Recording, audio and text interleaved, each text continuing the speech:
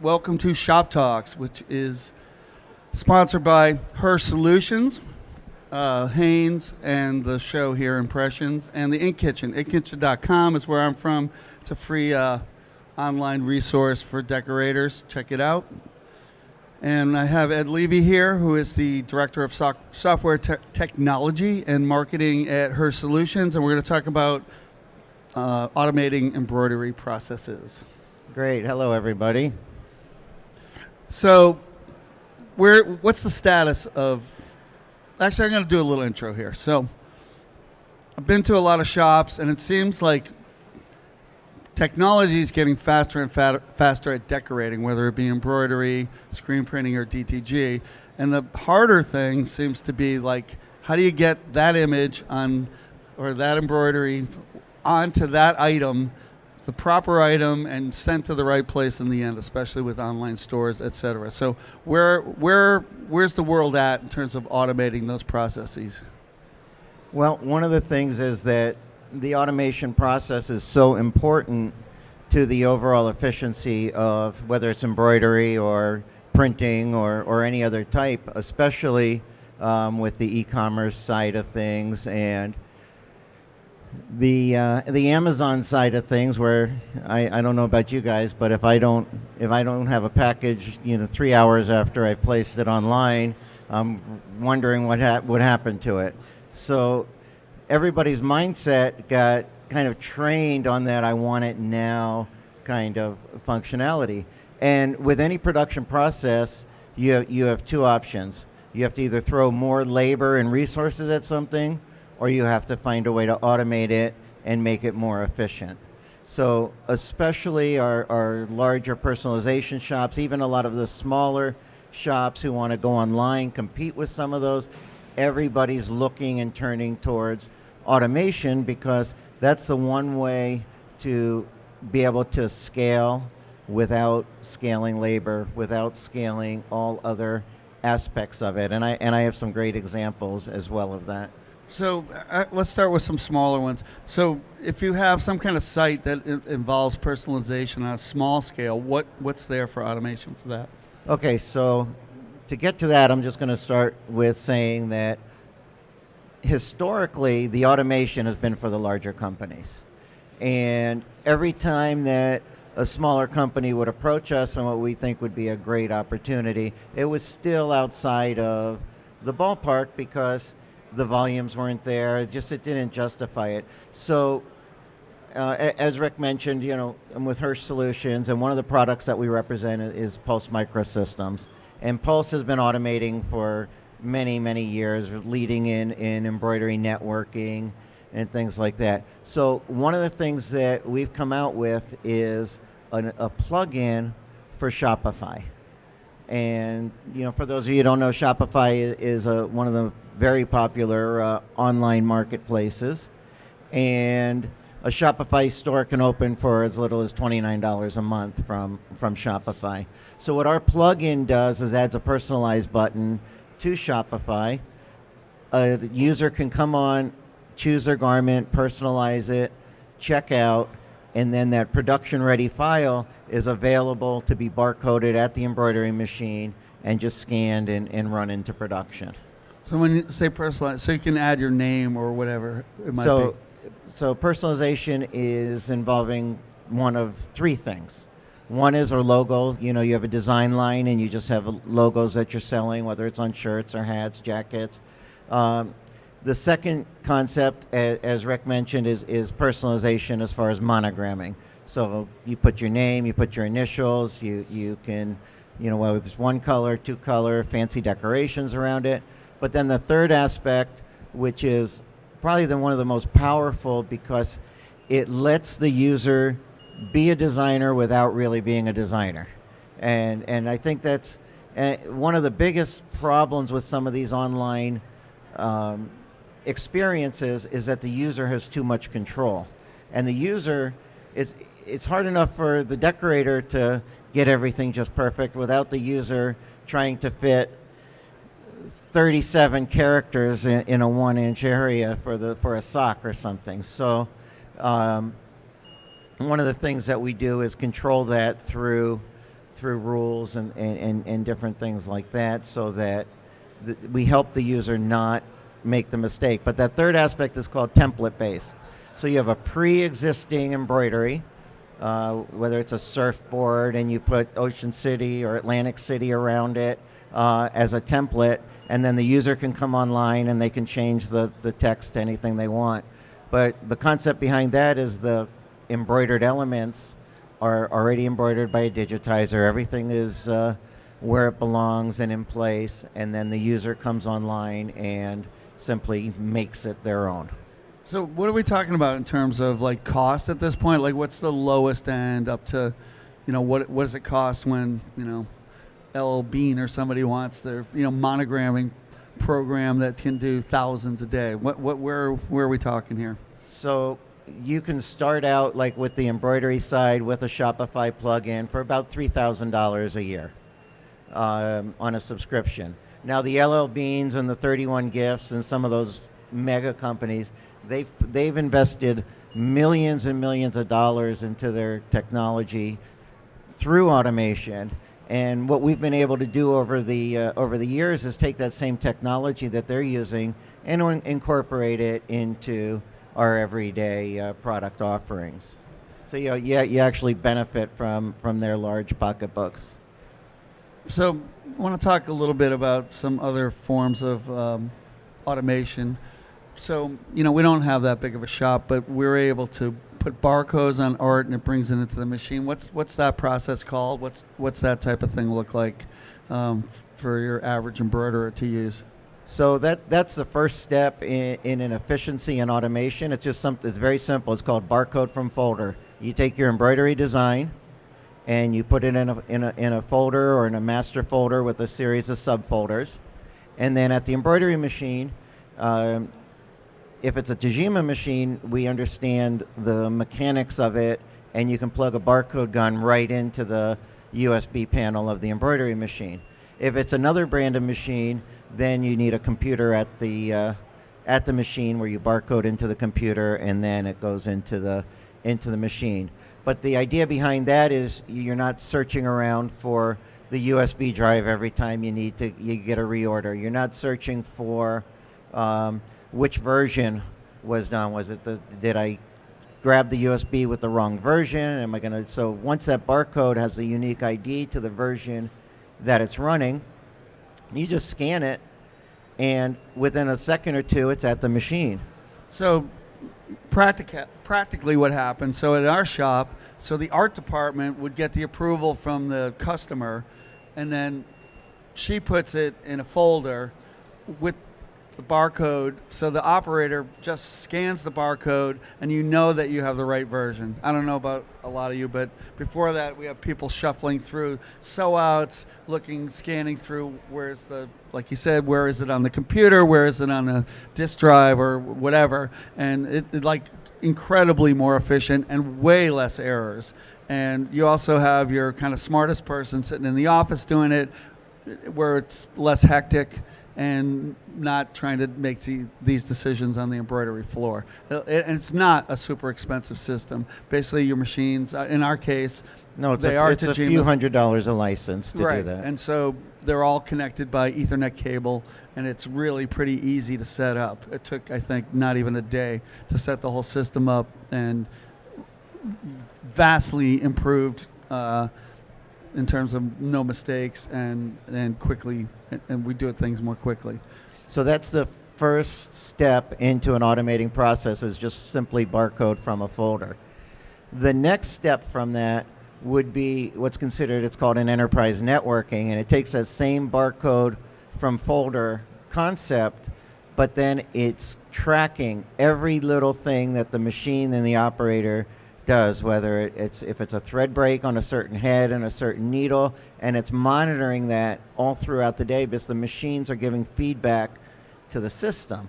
So you can, for example, if you look at a report, you can see that your operator had an enormous amount of thread breaks on a specific head and a specific needle. A lot of times the operator won't report it. The machine stops, the needle is, the thread is fixed, the head is started again.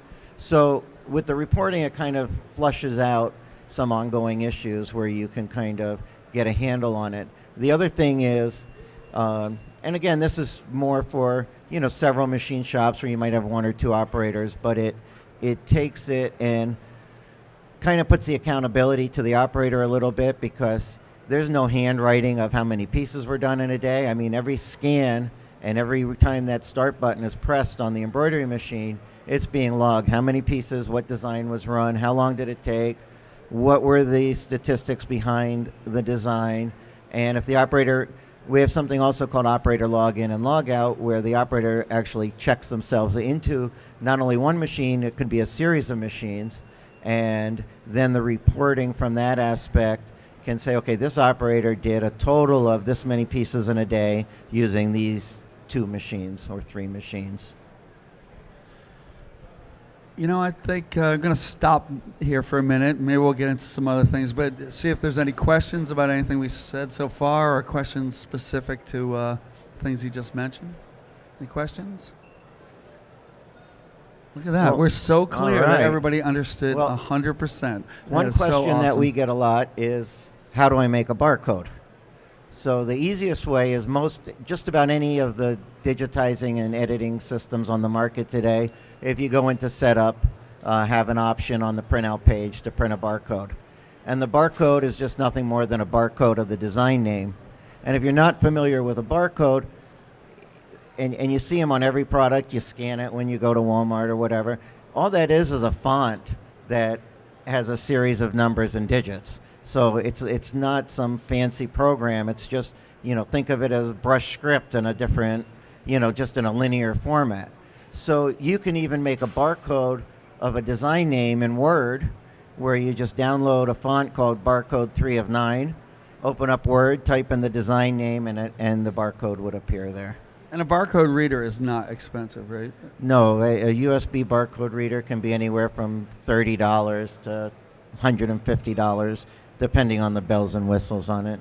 Well, actually, now you mentioned barcodes, another part of automated systems that I've seen that you're probably somewhat familiar with, I know that used to be working with OvalJet, and at their facility they would barcode the garments to then, so they could then know what garment went with what design, right? Yes. So how does that so work? We have something like that for digital printing. It's called Print Station, and it's a really cool, just little utility. Basically, it's barcode from folder for printing versus embroidery.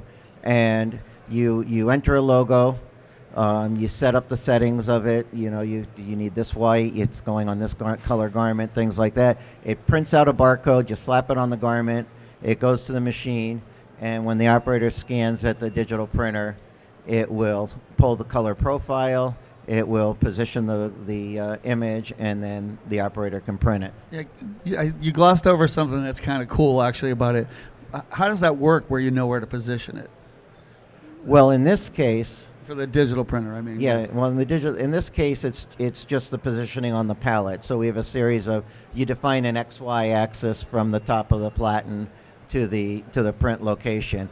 But there are visual aids, so there are projector systems that are available on the market that will actually project the image onto the platen, and so you can see exactly where it's going to go. We have that for embroidery. It's a system called Smake, and it will load your DST file, and it goes on a Hoopmaster, and as you slide the garment on, it shows exactly where the image is going to be. So think about it, if you have a garment with a pocket or something with stripes and you really want to make sure that it's hooped straight, these projector alignment systems are invaluable for that. So what does this end up looking like in a bigger shop that might have like 50 brother machines, and that people online order a design and the shirts come in from Sanmar or somebody like that, and how does all that work so that the shirts that were ordered get the right design and go shipped out to the right person? How much of that is automated? How much of that can be automated?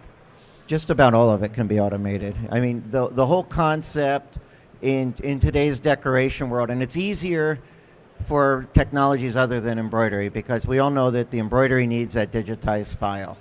And as much as we're hopeful and wishful that auto-digitizing is a thing that really works.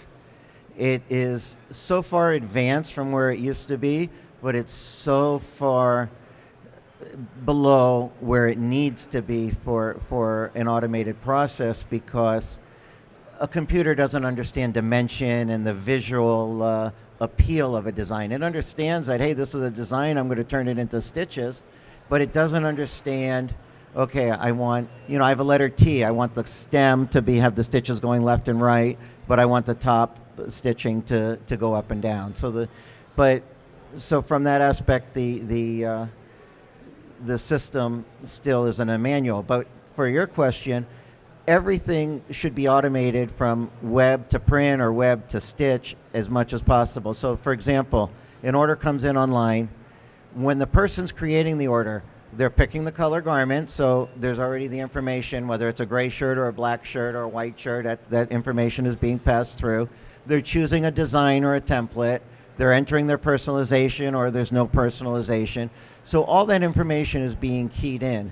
And what used to happen is it would all print out on a worksheet. It would go to an editing department, and somebody'd be sitting, whether it's with an embroidery system or with Corel Draw or Adobe Illustrator, and they would remake whatever was typed in. Well, with automation, a program is just reading that, and it's saying, okay, I need this design, or the customer uploaded this design, and it's going on this color shirt, so I need these settings. And from there, I'm going to print not only a barcode, but I'm going to print a pick ticket. And the pick ticket's going to tell me to go get that shirt from bin A2. And I'm going to build my stack of shirts on my cart, and then I'm going to take them and then print them. After they're printed or embroidered, there's scanning stations as part of a workflow. So the operator would scan the job, and it would say, put this shirt in bin A2. Because what it becomes now is a staging bin. And the staging bin is saying, all right, this isn't the only piece of this order.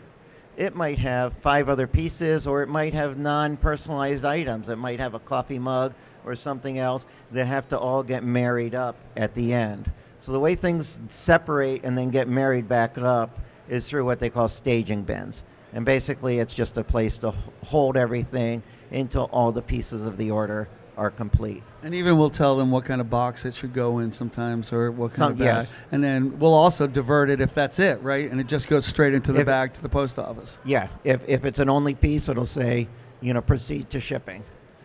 So to talk about the future of some of that, I guess actually the big issue is privacy. Otherwise, shirts would have RF technology in them, and this will happen eventually, right? And there's already been experiments, I know Avery Dennison did, of your shirt will have an RF, chip in it. Your shop will know that the shirt has arrived. It will know where it goes, and then it will go through the process. So you won't even have to barcode it. It will be automated online. Say it's Sanmar, they'll know to send you the shirt, and your shop, by reading that RF chip, will know that the shirt has arrived and what to do with it. That's where things are headed. But right now, any of you want a chip in your shirt that people can follow later? No, you don't. I just got one in my arm a couple months ago, but